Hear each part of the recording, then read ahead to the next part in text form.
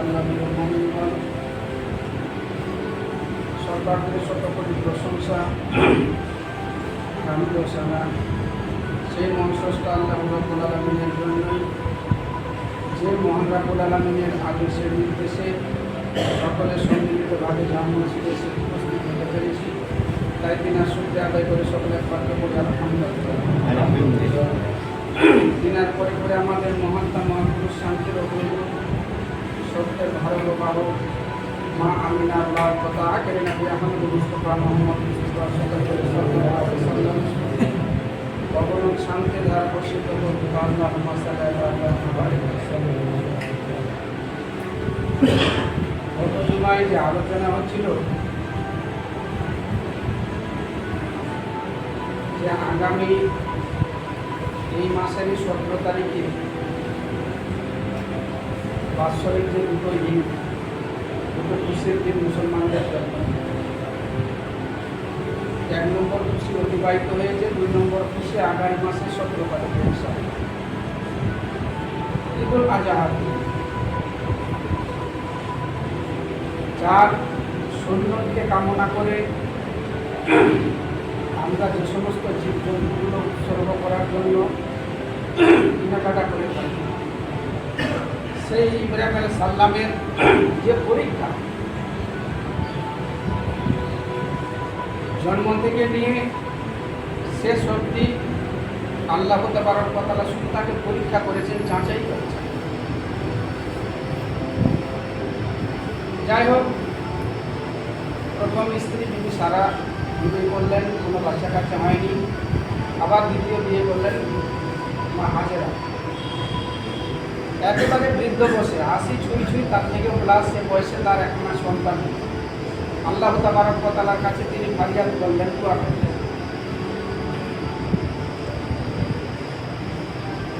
আল্লাহ তাবারক ওয়া তাআলা বলছেন, ইন্নী জাইলুন ইলা রাব্বি সামিয়াদি রব্বি হাবলি মিনাস সালিহিন তাবাসসালনাহু বিগুলামিন হালিম।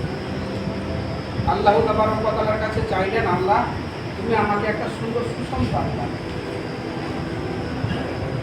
তো ইব্রাহিম আলাইহিস সালাম প্রথম স্ত্রীর বাচ্চা কাচ্চা হলো না, দ্বিতীয় বিয়ে করলেন। তারও দীর্ঘদিন পর আল্লাহ তাবারক ওয়া তাআলার কাছে একেবারে বৃদ্ধ বয়সে তিনি একখানা সন্তান চাইলেন। রব্বে হাবলি মিনাস সালিহিন ফাবাসসারনাহু বিগুলামিন। আল্লাহ তাবারক ওয়া তাআলা ওহীর মাধ্যম দিয়ে তাকে সুসংবাদ দিলেন যে ঠিক আছে, তুমি যখন আমার কাছে চাইছো, আমি তোমাকে একটা সুসন্তানের সুসংবাদ দিচ্ছি। আল্লাহ তাবারক ওয়া তাআলা বৃদ্ধ বয়সে হযরত ইব্রাহিম আলাইহিস সালামকে একখানা সন্তান দান করলেন, যার নাম রাখা হলো ইসমাঈল। 7 থেকে 8 বছর যখন তার বয়স হলো, আবার আল্লাহ তাবারক ওয়া তাআলা তাকে পরীক্ষা করছেন, অর্ডার দিচ্ছেন। তার আগে একেবারে কচি বাচ্চা, আল্লাহ তাবারক ওয়া তাআলা অর্ডার দিচ্ছেন, ইব্রাহিম তুমি তোমার জানের পুত্রটাকে যে বৃদ্ধ বয়সে পেয়েছো, তাকে এখন হাজেরাকে আরবের মরুভূমিতে রেখে এসো। আজকে যদি আমরা আমাদের ফ্যামিলিগত ব্যাপারে কোনো মনমালিন্য হয়, কোনো একটা বিচ্ছেদ ঘটে, তাহলে কত কিছু ঘটে যায়। উভয় ফ্যামিলি থেকে নিয়ে শুরু করে, উভয় সামাজিক ব্যাপার থেকে শুরু করে নিয়ে অনেক কিছু ঘটে যায়, কিন্তু আল্লাহ তাবারক ওয়া তাআলার আদেশ। আল্লাহ তাবারক ওয়া তাআলা বলছেন, ইব্রাহিম তোমার ওই মাসুম বাচ্চাটাকে, যেটাকে বৃদ্ধ বয়সে পেলে, অনেক দিন ধরে আকাঙ্ক্ষিত হয়ে তুমি ছিলে, অতএব ওই বাচ্চাকে আর তোমার স্ত্রীকে আরবের মরুভূমির মাটিতে তুমি রেখে এসো। আল্লাহ তাবারক ওয়া তাআলার আদেশ নির্দেশ। হাজেরা রাদিয়াল্লাহু তাআলা আনহাকে বলছেন, এই পবিত্রকে নিয়ে চললেন নিজের স্ত্রীকে আর ওই মাসুম বাচ্চাকে। কোথায়? মরুভূমির মাটিতে। কোথা থেকে? ইরাক থেকে। ইরাকের মাটি থেকে তাদেরকে নিয়ে চললেন কোথায়? সৌদি আরবের মরুভূমির মাটিতে, যেখানে আজকে হাজী সাহেবগণ, লক্ষ লক্ষ হাজী সাহেবগণ গোটা পৃথিবী থেকে আজকে যে জায়গায় পৌঁছে গিয়েছে। কেউ এই মুহূর্তে মদিনায় রয়েছেন, কেউ এই মুহূর্তে মক্কায় রয়েছেন।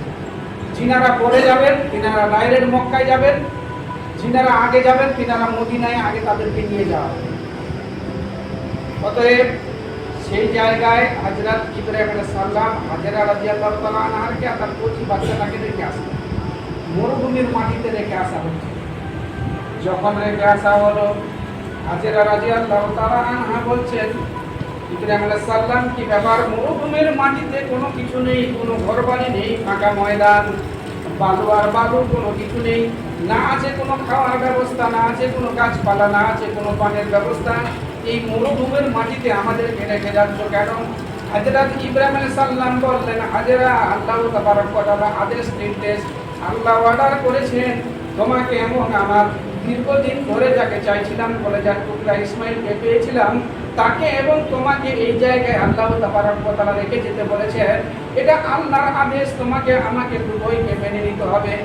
হাজেরা রাদিয়াল্লাহু তাআলা আনহা বললেন, যদি আল্লাহর আদেশ হয়, নির্দেশ হয়, তাহলে আপনি আমার এই কলেজার টুকরাটাকে এবং আমাকে রেখে চলে যান, এতে কোনো অসুবিধা নেই। কেন? আল্লাহ যখন অর্ডার দিয়েছেন, আল্লাহ তাবারক ওয়া তাআলা আমাদেরকে দেখভাল করবেন, এতে কোনো সন্দেহ নেই। সেখানে তাদেরকে ছেলে তার কলেজার টুকরোকে রেখে, হাজেরা রাদিয়াল্লাহু তাআলা আনহাকে রেখে ইব্রাহিম আলাইহিস সালাম আবার ফিরে চলে আসলেন কোথায়? ইরাকের মাটিতে। মাঝে মধ্যে তিনি সেখানে দেখতে যেতেন। অতএব যদি যে কোনো ব্যাপারে একজন মা, একজন বোন, একটা চতুষ্পদ জন্তু হোক, ছাগল হোক, গাভী হোক, আর কিছু হোক, মহিষ হোক, যদি আপনি একটা গরুকে, একটা গাইকে, গাভীকে যদি খাবার না দেন, তাহলে নিশ্চয়ই সে দুধ দিতে পারবে না। অটোমেটিকলি একটা মা, একটা বোন যদি কোনো খাবার না পায়, তাহলে নিশ্চয়ই তার বুকের দুধটা শুকিয়ে যাবে, তার বাচ্চা দুধ পাবে না। গরুর অবস্থা যখন হলো, পানিও শেষ হয়ে গেল, কোনো খাবার নেই, হাজেরা রাদিয়াল্লাহু তাআলা আনহা সমস্ত শরীরটা যেন শুকিয়ে যাচ্ছে, নিজে কোনো এক ফোঁটা পানি পাচ্ছেন না, মরুভূমির মাটিতে ইসমাইল আলাইহিস সালাম কান্নাকাটি করছেন, ক্ষুধার জ্বালায় ছটফট করছেন। অতএব হাজেরা রাদিয়াল্লাহু তাআলা আনহা একটু পানির সন্ধানে পাগলের মতো ছুটাছুটি আরম্ভ করলেন। অনেক বড় কথা রয়েছে, অনেক বড় ঘটনা রয়েছে, বলতে গেলে এক জুমায় কেন, এক মাস বললেও এই সমস্ত জিনিস শেষ হবে না। অতএব হাজেরা রাদিয়াল্লাহু তাআলা আনহা তিনি উঁচু একটা পাহাড়ের মধ্যে ছুটলেন, যে পাহাড়টার নাম হচ্ছে সাফা। অতএব আর কোরআনের মধ্যে এসছে, ইন্না সাফা ওয়াল মারওয়াতা মিন শাইরিল্লাহি ফামান হাজ্জাল বাইতা বি'তামারা ফালা গুনাহা আলাইহি। হাজেরা রাদিয়াল্লাহু তাআলা আনহা ওই সাফা পাহাড়ের মধ্যে, উঁচু একটা পাহাড়ের মধ্যে, মরুভূমির মাটি, বালি ছাড়া কোনো কিছু নেই, পাগলের মতো ছুটাছুটি করলেন। ওই পাহাড়ের উপরে উঠে দেখলেন কোনো মানুষের সন্ধান নেই, কারো কোনো সন্ধান নেই, পানির কোনো সন্ধান নেই। অতএব সাফা পাহাড়ে গিয়ে মারওয়া পাহাড়টা তিনি লক্ষ্য করলেন, আবার ছুটলেন মারওয়া পাহাড়ের উপরে, যদি সেখানে গিয়ে কোনো সন্ধান পায়। অতএব সাফা আর মারওয়া তিনি পাগলের মতো ছুটাছুটি করছেন পানির সন্ধানে।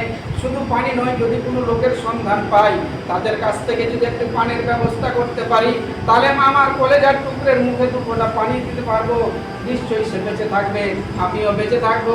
অতএব পানির সন্ধানের জন্য পাগলের মতো সাফা এবং মারওয়ার মধ্যে ছুটাছুটি করলেন, পানির কোনো সন্ধান পেলেন।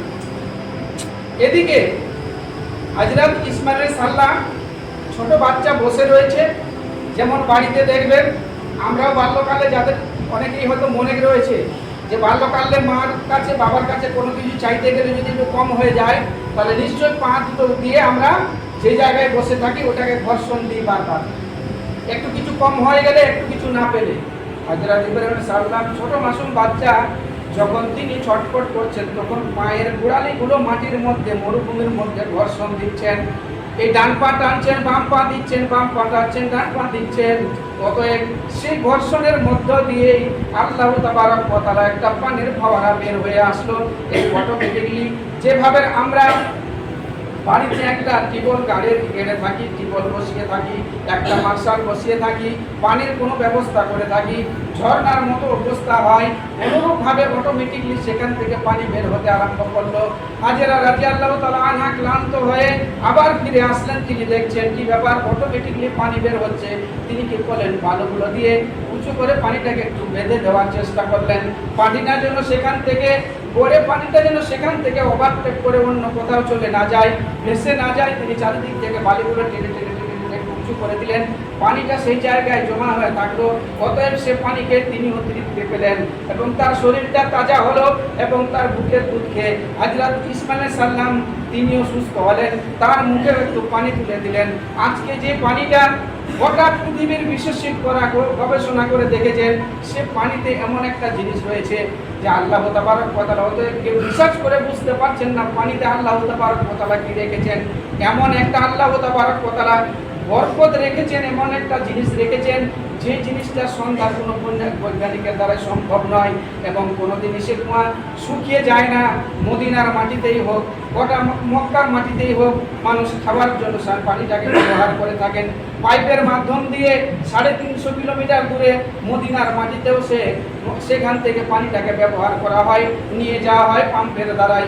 অতএব যে পানিটা হাজী সাহেব মহোদয়গণ আপনাকে আমাকে নিয়ে এসে খাওয়ান, তার অনেকটা মর্যাদা রয়েছে, অনেক গুরুত্বপূর্ণ কথা রয়েছে। অতএব তাহলে কি হলো, শুধু পরীক্ষার উপরে পরীক্ষা। অতএব ইরাকের মাটিতে তিনি রয়েছেন, হযরত ইব্রাহিম সাল্লাম ইরাকের মাটিতে রয়েছেন, ইসমাঈল সাল্লাম হাজেরা রাদিয়াল্লাহু তাআলা আনহা মক্কার মাটিতে রয়েছেন, যেখানে আজকে হাজী সাহেব হজ করতে গেলেন।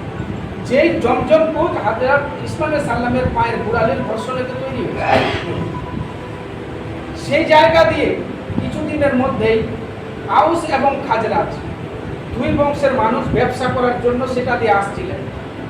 আজকে যেমন আমাদের যানবাহন হয়েছে, আগে যেমন আমরা গাজল হাটে ধান নিয়ে যেতাম, হরিরামপুর হাটে ধান নিয়ে যেতাম, গাজল হাটে গোট গাড়ি মহিষের গাড়িতে করে নিয়ে যেতাম। আজকে বিভিন্ন ধরনের যানবাহন আপনার বাড়ি থেকে ধানটা তুলে নিয়ে যাচ্ছে, সরষা তুলে গম তুলে নিয়ে যাচ্ছে, আপনার যে সমস্ত শস্যদি রয়েছে সেগুলো নিয়ে যায়। কিন্তু আগে আপনাকে গরুর গাড়িতে করে পৌঁছাতে হতো, মরুভূমির মাটিতে উট এবং ঘোড়ার উপরে নিয়েই তারা সোয়ার করতেন। কতগুলো সোয়ারি আউস এবং খাজরাজ দুই বংশের মানুষ সেটা দিয়ে আসছিলেন। অতএব তিনারা যখন দেখলেন যে কি ব্যাপার, মরুভূমির মাটিতে এখানে পানির ব্যবস্থা রয়েছে, এটা তো এই জায়গায় হওয়ার কথা নয়। একজন মা এবং চার দুধের কোলের শিশুকে নিয়ে তিনি সেই জায়গায় রয়েছেন। অতএব ওই দুই বংশের মানুষ হাজেরা রাদিয়াল্লাহু তাআলা আনহার কাছে অর্ডার চাইলেন, অনুমতি চাইলেন, হে আম্মা জান, আপনি যদি অর্ডার দেন আমরা তাবু খাটিয়ে এই এলাকায় বসবাস করতে পারি, কেননা এখানে একটা আশ্চর্য ধরনের জিনিস তৈরি হয়েছে, নিশ্চয়ই এখানে কোনো আল্লাহ তাবারক ওয়া তাআলার পুত্র রয়েছে, নিশ্চয়ই কোনো একটা ভালো দিক দেখতে পাচ্ছি। অতএব আমরা এই জায়গায় বসবাস করতে চাই। অতএব হাজেরা রাদিয়াল্লাহু তাআলা আনহা তাদেরকে অর্ডার দিলেন, ঠিক আছে তোমরা পাশেই বসবাস করো। তিনারা তাবু কাটিয়ে সেই জায়গায় বসবাস শুরু করেছিলেন। আজকে শহর নগর অনেক কিছু গড়ে উঠেছে, হাজী সাহেবগণ সচক্ষে দেখে এসেছেন। আমরা হয়তো হাদিস কোরআন পড়েছি, আপনারাও টিভির চ্যানেলে, মোবাইলে, ইউটিউবে হোক আর যেভাবেই হোক আপনারাও লক্ষ্য করছেন সে সমস্ত জিনিস। তাহলে সর্বপ্রথম সেখানে যিনারা বসবাস শুরু করেছিলেন দুটো বংশের মানুষ, একটা বংশের মানুষের নাম হচ্ছে আউস এবং অপরটার নাম হচ্ছে খাজরাজ। এই দুই বংশের মানুষ সর্বপ্রথম সেই জায়গায় বসবাস শুরু করেছিল। তারপরে যে পরীক্ষার উপরে পরীক্ষা হযরত ইব্রাহিম আলাইহিস সালামের, তার মধ্যে শেষ যে পরীক্ষা, যখন হযরত ইসমাঈল আলাইহিস সালাম দৌড়াদৌড়ি ছুটাছুটি আরম্ভ করলেন, 7-8-10 বছর বয়সের ছেলে, সে সময় তিনি বারবার স্বপ্নে দেখছেন, 3বার স্বপ্ন দেখেন কি, যে তোমার প্রিয় বস্তুটিকে আমার রাস্তায় উৎসর্গ করো। তিনি স্বপ্ন দেখছেন তোমার প্রিয় বস্তুটিকে আমার রাস্তায় উৎসর্গ করো। হযরত ইব্রাহিম সাল্লাম বুঝতে পারছেন না প্রিয় বস্তুটা কি জিনিস। অনেক আলেম ওলামাগণ বলে থাকেন, বিশেষ করে হানাফি মাযহাবের লোকেরা বেশি বলে থাকেন, আলেমরাও বলে থাকেন অনেক সময়। আমি বাবলায় থাকতে বিভিন্ন জায়গায় জালসা মাহফিলেও তাদের মুখ থেকে শুনেছি যে তিনারা এই সমস্ত জায়েজ হাদিসগুলো, যে সমস্ত হাদিসগুলোর কোনো মানে আসল কোনো তথ্যই নেই, আসল কোনো মানে এদের কোনো ঠিক ঠিকানাই নেই, যে হযরত ইসমাঈল সাল্লাম নাকি উট জবাই করেছিলেন। ভুল কথা। হযরত ইব্রাহিম আলাইহিস সালাম কোনোদিনই উট জবাই করেননি, এই স্বপ্নের ব্যাপার। এই স্বপ্ন দেখার পর তিনি কোনো উট জবাই করেননি। তিনি পরপর একই স্বপ্ন দেখছেন যে হে ইব্রাহিম, তুমি তোমার প্রিয় বস্তুটাকে আমার রাস্তায় উৎসর্গ করো। হযরত ইব্রাহিম আলাইহিস সালাম তিনি বুঝতে পারলেন যে 80 বছর বয়সে বা তার থেকেও বেশি বছর বয়সে আমি যে বৃদ্ধ বয়সে বসে যে প্রিয় বস্তুটি পেয়েছি সেটা হচ্ছে আমার সন্তান হযরত ইসমাঈল আলাইহিস সালামকে। এছাড়া আমার কাছে আর প্রিয় বস্তু কোনো কিছু নেই। অতএব সেটাকে আল্লাহ তাবারক ওয়া তাআলা তার রাস্তায় উৎসর্গ করতে বলছেন। হাজেরা রাদিয়াল্লাহু তাআলা আনহাকে গিয়ে বললেন, হাজেরা, এমন এমন কেস আমি স্বপ্নে বারবার দেখছি যে আল্লাহ তাবারক ওয়া তাআলা হযরত ইসমাঈল আলাইহিস সালামকে তাকে প্রিয় বস্তু আমার নিকটে তাকে আল্লাহ তার রাস্তায় উৎসর্গ করতে বলছেন। হাজেরা রাদিয়াল্লাহু তাআলা আনহা বললেন, আল্লাহর যখন অর্ডার হয়েছে অতএব তুমি আর থেমে থেকো না। আল্লাহর যখন অর্ডার হয়েছে তুমি আল্লাহর রাস্তায় তাকে উৎসর্গ করে দাও, কুরবানি করে দাও। এটা আল্লাহ তাবারক ওয়া তাআলা চেয়েছেন। অতএব আল্লাহর কথা অবমাননা করা যাবে না, আল্লাহর কথা দ্বিমত করা যাবে না। তুমি কি করো, তোমার কলেজার টুকরোকে নিয়ে আল্লাহ তাবারক ওয়া তাআলার রাস্তায় উৎসর্গ করে দাও। তিনি চলতেন ছেলেকেও বলছেন, ইসমাঈল সাল্লামকে বলছেন, ইসমাঈল, আমি স্বপ্ন দেখলাম যে আল্লাহ তাবারক ওয়া তাআলা তোমাকে আল্লাহর রাস্তায় উৎসর্গ করতে বলছেন। এতে তোমার মতামত কি আল্লাহ তাবারক ওয়া তাআলা বলছেন আল কোরআনে যে তিনি ইসমাঈলকে তার কলেজার টুকরোকে জিজ্ঞাসা করছেন। তিনি কি বলছেন? ক্বালা ইয়া বাতুফআল মা তুমার সাতাজিদুনি ইনশাআল্লাহু মিনাস সাবিরিন। হে আমার আব্বাজান, আল্লাহ তাবারক ওয়া তাআলা যে জিনিসটা অর্ডার করেছেন ওতে আপনি আর এক সেকেন্ডও দেরি করবেন না। আল্লাহ আপনার উপরে দেরি করতে গেলে অসন্তুষ্ট হয়ে যেতে পারেন, নারাজ হয়ে যেতে পারেন। অবিলম্বে সেই কাজটা করে ফেলুন। নিশ্চয় আপনি আমাকে ধৈর্যশীল সহনশীলদের মধ্যে পাবেন। কাকে? আমাকে। তার কলেজার টুকরো বলছে তুমি আমাকে নিয়ে চলো তার রাস্তায় উৎসর্গ করো। আজকে আপনার ছেলে আমার ছেলে এক চড় মারলে, একটু আঘাত করলেই ফাঁসি দিয়ে দেবো, বিষ খেয়ে নিব, সুসাইড করবো, হুমকি ধুমকির শেষ নেই। একটু শাসন করতে গিয়ে উৎসর্গ দূরের কথা। অতএব হযরত ইব্রাহিম আলাইহিস সালাম চললেন ইসমাঈলকে নিয়ে।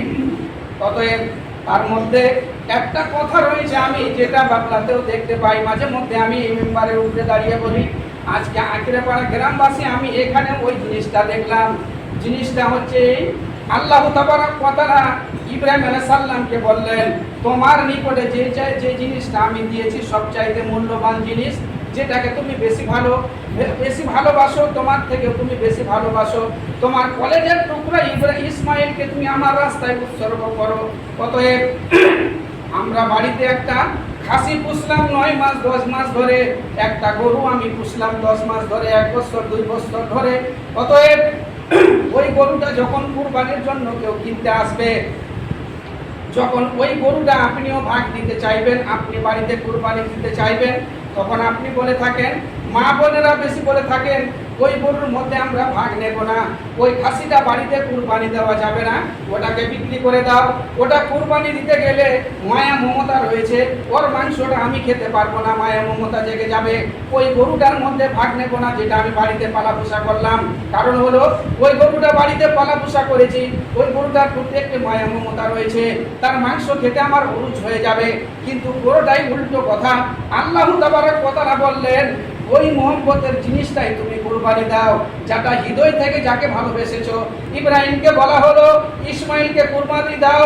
ইসমাঈল হলো তার কলেজার টুকরো, বৃদ্ধ বয়সে যাকে পেয়েছিলেন। অতএব আপনাকে তো বলা হয় না আপনার সন্তান সন্ততি ছেলে মেয়েদেরকে কুরবানি দেন। অতএব যে জিনিসটার প্রতি আপনার মহব্বত রয়েছে, ভালোবাসা রয়েছে, যে খাসিটা, যে গরুটা, যে পাটাটা, ভেড়াটা আপনি বাড়িতে পালা পোষা করলেন, যেটার সঙ্গে আপনার মহব্বত রয়েছে, যাকে আপনি ভালোবাসেন, ওই ভালোবাসা জিনিসটাই আপনাকে আল্লাহর রাস্তায় উৎসর্গ করতে বলা হয়েছে। আর পুরোটাই উল্টো, আপনি ওই জিনিসটা বিক্রি করে একটা খারাপ জিনিস কিনে নিয়ে আসলেন। একটা ভালো গরু তাজা খাসি বিক্রি করে 15,000 টাকায় খাসি বিক্রি করলেন, আর 5,000 টাকাতে একটা হেড়মেড়া খাসি নিয়ে আসলেন যে চলতে পারে না। একটা ভালো গরু আপনি বাড়িতে পালা পোষা করে বিক্রি করলেন 25,000 টাকায়, আর 10,000 টাকায় একটা গরু কিনে নিয়ে আসলেন, আটমরা একটা গরু এনে নামের কুরবানি দিচ্ছেন। এই কুরবানি আল্লাহ তাবারক ওয়া তাআলা চান না। যে প্রিয়, যার সঙ্গে আপনার মহব্বত রয়েছে, যে জিনিসটা বাড়িতে পালা পোষা করলেন, সেই জিনিসটাই আপনি আল্লাহর রাস্তায় উৎসর্গ করেন। অতএব ইসমাঈল সাল্লামকে নিয়ে ইব্রাহিম সাল্লাম চললেন কোথায়? মিনা প্রান্তরে। যে মিনার মাঠে হাজার হাজার হাজী সাহেবগণ 9 তারিখে 10 তারিখে কুরবানির জন্য সেখানে গিয়ে উপস্থিত হবেন।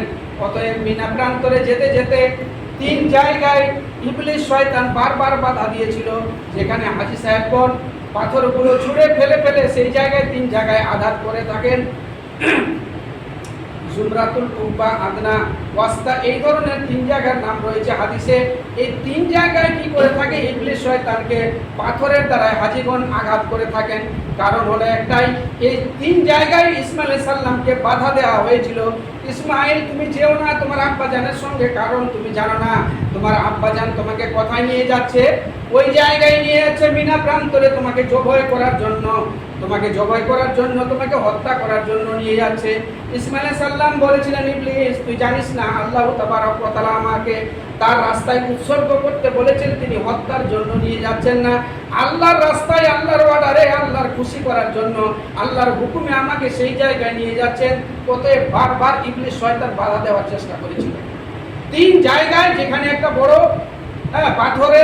পাথর দিয়ে বাঁধিয়ে দেওয়া হয়েছে, মানুষ যেন চিনতে পারেন যে এটাই হচ্ছে ইবলিস শয়তান। এই তিন জায়গায় ইব্রাহিম আলাইহিস সালামকে, ইসমাইল আলাইহিস সালামকে বাধা দিয়েছিলেন, সেখানে তাদের পথ আটকেছিলেন। কারণ ইবলিস শয়তান চাননি যে ইব্রাহিম আলাইহিস সালাম আল্লাহ তাবারক ওয়া তাআলার নিকটে খলিলুল্লাহ আল্লাহর হয়ে যায়, জাবিহুল্লাহ।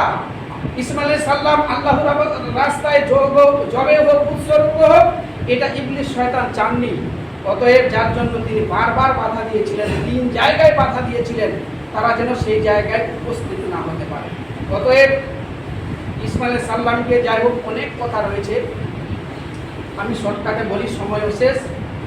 ইসমাইল আলাইহিস সালামকে শুইয়ে দিলেন, চোখ দুটো বেঁধে দিতে বললেন। বাপ বেটার অনেকগুলো কথা রয়েছে সেই জায়গায়, গুরুত্বপূর্ণ কথা, মুহাম্মদের কথা, যেটা মেনে নেওয়ার কথা নয়। অতএব তিনি নিজেও তার চোখে পর্দা করে নিলেন যে নিজের ছেলেকে উপরে জবাই করব, ছুরি চালাবো কি করে। অতএব মোহাম্মদ হয়ে যেতে পারে, তাকে দেখে হয়তো, তার চেহারা দেখে হয়তো আমি সেই কাজটা নাও করতে পারি। শেষমেশ যাই হোক তিনি ছুরি তার গলায় চালিয়েছিলেন। আল্লাহ তাবারক ওয়া তাআলা কি বলছেন, নাইয়ানাল্লাহু লুহুমুহা ওয়ালা দিমাউহা ওয়ালাকিন ইয়ানালাহু তাকওয়া মিনকুম। আমি শুধু তোমার তাকওয়া, তোমার পরেশগারিটাকেই দেখতে চেয়েছিলাম ইব্রাহিম, তুমি সাকসেসফুল, তুমি পাস হয়ে গেছো। অতএব জান্নাত থেকে দুম্বা হযরত জিবরাইল সাল্লামের দ্বারা পাঠিয়ে দিয়ে ইসমাইলকে সেই জায়গা থেকে তুলে সাইডে রেখে দিয়ে তিনি দুম্বাটাকে জবাই করলেন, কুরবানি করে দিলেন। চোখ দুটো খুলে দেখছেন ইসমাইল পাশে দাঁড়িয়ে রয়েছে। অতএব আল্লাহ তাবারক ওয়া তাআলা সুসংবাদ দিচ্ছেন হযরত জিবরাইলের মাধ্যম দিয়ে, হে ইব্রাহিম আলাইহিস সালাম তুমি পাস করে গেছো এই পরীক্ষায়। অতএব এই পরীক্ষায় তুমি পাস হয়ে গেছো, আমি যেটা চেয়েছিলাম, যেটা দেখতে চেয়েছিলাম, সেই ব্যাপারে তুমি সাকসেসফুল, তুমি পাস করে গেছো। অতএব তিনি কাকে কুরবানি করতে গিয়েছিলেন? কিনা নিজের কলেজার পুত্রকে। আমরা একটা জন্তুকে কুরবানি করতে যাব, তার মধ্যে অনেক ধরনের নীলা, অনেক ধরনের প্রশ্ন, অনেক ধরনের ব্যাপার, মাপা মাপি, অনেক ধরনের কিছু। আজকে পাগলাঘাট পঞ্চানন্দপুরে গিয়ে দেখুন, সেখানকার ব্যবসাটা, খাসিগুলো বিক্রি হবে, একেবারে খাসিটা নিয়ে এসে পাল্লাতে তুলে দেওয়া হলো, দাম দরে কোনো ব্যাপার নেই, পাল্লাতে তুলে দিয়ে 3 ভাগের 1 ভাগ বাদ, তার মধ্যে আরো 2 কিলো বাদ। অতএব 2 ভাগের দাম 650 টাকা বা 600 টাকা রেট আছে, এই টাকা নেও, এই খাসি দাও। অতএব এর নাম কুরবানি। একটা জন্তু আপনাকে ভালো লাগলো, অতএব আপনি একেবারে যেটা চাইবে সেটা দিয়ে দিবেন, এর মানে নয়। অতএব একটা ন্যায্য মূল্যে সেই জিনিসটাকে কিনুন। কিন্তু বর্তমান যুগে, বর্তমান জামানায় কিনতে গিয়ে আগে আমরা তার ওয়েট, তার মাপ, তার কিলো, কত করে কিলো পড়বে, কত করে ভাগ পড়বে, অতএব সে সমস্ত হিসাব চাবি কাটি করার পর একটা চয়েস হওয়া জিনিস, একেবারে আপনার হৃদয় থেকে বেছে নেওয়া জিনিসটাও আপনি ছেড়ে চলে আসছেন একটু দাম বেশির জন্য, একটু 200, 250, 300 টাকা কিলো পড়ে যাচ্ছে তার জন্য, কিন্তু না, এটা শুধু খাওয়াই হবে। বলার অনেক কিছুই ছিল, সময় শেষের দিকে একটাই কথা বলি, যেটা আমি যেহেতু 22 বছর ধরে বাইরে, তার আগেও আমি দেখেছি, বাল্যকালেও দেখেছি যে বাড়িতে মাংস নিয়ে আসার পর আবার বাড়িতে বলতো ব্যাগটা নিয়ে যাও। আমি বললাম মাংস তো বাড়িতে চলে আসলো, আবার ব্যাগটা নিয়ে কোথায় যাবো? বলছে 10-এর মাংস দিবে, সেখানে যা। এই জিনিসটা হয়তো এখনো আমাদের গ্রামের রেশমি রেওয়াজ রয়েছে। আল হাক্ক মুররুন, হক কথা বলছি, আপনাদেরকে কারুয়া লাগতে পারে, খারাপ লাগতে পারে, কিন্তু খারাপ লাগার ব্যাপার নয়, যেটা হক সেই কথাটা আমাকে বলতেই হবে। আমার কানে যেটা খবর রয়েছে জোহরপুরে হয়তো আমি বলতাম, যা হোক সেখান থেকে আল্লাহর হুকুম, আল্লাহর অর্ডার, আইখানাপাড়ায় চলে আসলাম নিজের এখানে। তো সেখানেও কিন্তু সেই জিনিসটা রয়েছে। আমি বললাম যে না, এটা ঠিক নয়, এটা আপনার পরিবর্তন ঘটনা দেওয়া, পরিবর্তন করতে হবে। কি বাবলা কালিয়াচক এলাকায় যে জিনিসটা হয়, ওনারা এক জায়গায় কুরবানি খুব কম হয়, নিজের নিজের পালাঙ্গা মানে নিজের নিজের বাড়ির এরিয়াতেই তিনারা নিজের নিজের কুরবানিগুলো করে নেন। আমাদের এখানে একদিক দিয়ে ভালো যে সকলে সম্মিলিতভাবে এক জায়গায় করছি, একা কারো পক্ষে সম্ভব না হলে তার হেল্প করলো, ওর হেল্প করলো, ওর সহযোগিতা করলো, এর পাশাপাশি জিনিসগুলো হয়ে যায়। কিন্তু যে জিনিসটা আমি আমার বাল্যকালে দেখতাম আমাদের গ্রামে, যে মাংসটাকে 3 ভাগ করে 1 ভাগ রেখে চলে আসা হতো, 2 ভাগ মাংস বাড়িতে নিয়ে আসলেন, আবার বাড়ি থেকে ব্যাগ বা একটা বাসন নিয়ে গেলেন, নিয়ে যাওয়ার পর কি জন্য গেলেন, যে 1 ভাগ মাংসটা সকলেই 1 ভাগ করে মাংস এক জায়গায় জমা করে এসছেন, সেই মাংসটাকে আনার জন্য আবার গেলেন। কিন্তু যেটা বারবার দেখছি সূরা হজের 28 নম্বর আয়াতেও দেখলাম, আমি এই 3 ভাগ এদিকে যাচ্ছি না, ওই আয়াতে আল্লাহ তাবারক ওয়া তাআলা পরিষ্কার বলছেন, এটা হাদিস নয়, আল্লাহর আল কোরআন হজের মধ্যে 28 নম্বর আয়াতে বলছেন, কুলু তুমি নিজে খাও, এবং যে ব্যক্তি অসহায় তাকে দাও, ফাকিরকে দাও, ফাকির শব্দটাও এসছে, ফাকির মিসকিনকে দাও। তার মানে তুমি নিজে খাও, ফাকির মিসকিনকে দাও, অসহায় ব্যক্তিকেও দাও, দিয়ে তুমি এটা করো। অতএব তাহলে যে 1 ভাগ মাংস আপনারা একটা জায়গায় সকলে জমা করছেন, আবার ওটাকে আনতে যাচ্ছেন, তাহলে আপনি কি আবার অসহায়? আপনি কি আবার ফকির?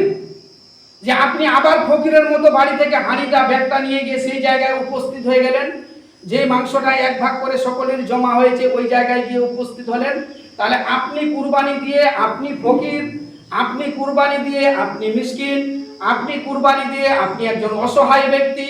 তাহলে আপনি আবার চাইতে গেলেন, কার কাছে চাইতে গেলেন? ওই মাংসটা, ওই 1 ভাগ করে মাংসটা যে সমাজে জমা হলো, ওই মাংসটা যে আবার চাইতে গেলেন, কার কাছে চাইতে গেলেন? আপনি তাহলে আবার ফকির, ফকিরের রূপ ধারণ করে, একজন সায়েলের রূপ ধারণ করে, অসহায় ব্যক্তির রূপ ধারণ করে আবার ওই জায়গায় গিয়ে উপস্থিত হলাম। আমি বুঝাতে পারলাম কি পারলাম না আল্লাহ ভালো জানেন। যদি সেটা না হয় তাহলে নিজ নিজ সমাজে বসুন, বসে একটা চিন্তাধারা করুন, না হলে মাংসটাকে আপনার ভাগের সম্পূর্ণ মাংসটাকেই বাড়িতে নিয়ে চলে আসুন, সেখানে জমা করার ব্যাপার নেই। সেখানে যারা আপনার কাজ করে দিল, হেল্প করলো, তাদেরকে দিয়ে পুরো মাংসটাই বাড়িতে নিয়ে চলে আসুন, সেখানে জমা করতে হবে এমন কোনো ব্যাপার নেই। নিয়ে আসার পর আপনি আপনার পাড়া প্রতিবেশী অসহায় ব্যক্তি, কারা কুরবানি দিতে পারেনি, কারা অসহায় রয়েছে, তাদের মধ্যে আপনি দেন, আপনি নিজেও খান, আপনার আত্মীয় স্বজনকেও দেন। অতএব এই কাজটা করবেন না যে 1 ভাগ মাংস এক জায়গায় সকলে জমা করলেন, আবার আপনি পরে ওই মাংসটাকে আনতে গেলেন, সেটা যদি নিয়ে আসেন তাহলে আপনি ফকিরের মধ্যে পড়ে গেলেন, আপনি একজন অসহায় ব্যক্তির মধ্যে পড়ে গেলেন, আপনি একজন সায়েদ চাহানেওয়ালা ব্যক্তির মধ্যে পড়ে গেলেন। যাই হোক, এখান থেকে সকলেই সচেতন হয়ে যান, প্রয়োজন হলে আবার বসুন, সময় রয়েছে, নিজের নিজের দোষকে নিয়ে টনকে নিয়ে বসুন, না হলে নিজের ভাগের মাংসটা বাড়িতে নিয়ে চলে আসুন। নিয়ে আসার পর আপনি আপনার মতো লোক, যে আপনার পাড়া প্রতিবেশী, এই নয় যে আপনার দোষের লোক ছাড়া অন্য লোককে দেওয়া যাবে না, এমন কোনো কথা নেই। কোনো ব্যক্তি চাইতে আসলো, আপনার দোষের লোক চাইতে আসবে, নাও চাইতে আসতে পারে, আপনার বাড়ির পাশে আপনার দোষের লোক নাও হতে পারে, একজন অসহায় ব্যক্তি কুরবানির ভাগ দেননি, তার বাড়িতে আপনার পৌঁছানোর হক রয়েছে, তারও হক রয়েছে আপনার প্রতি, আপনার হক রয়েছে তার প্রতি দেওয়ার। অতএব একেবারে এই সমস্ত ব্যাপারগুলো একটু সচেতন হয়ে যেন আমরা চাই। খবরদার ওই ভাগটা নিয়ে এসে আপনি আবার খেলেন, তাহলে আপনি ফকিরের ভাগ খেলেন, অংশটা খেলেন, মিসকিনের খেলেন, সাইলের খেলেন, অসহায় ব্যক্তির ভাগটা আবার খেয়ে নিলেন। অতএব আল্লাহ যেন আমাদেরকে বুঝার এবং সঠিকভাবে চলার তৌফিক দান করেন। আমিন। ওয়া মা আলাইনা।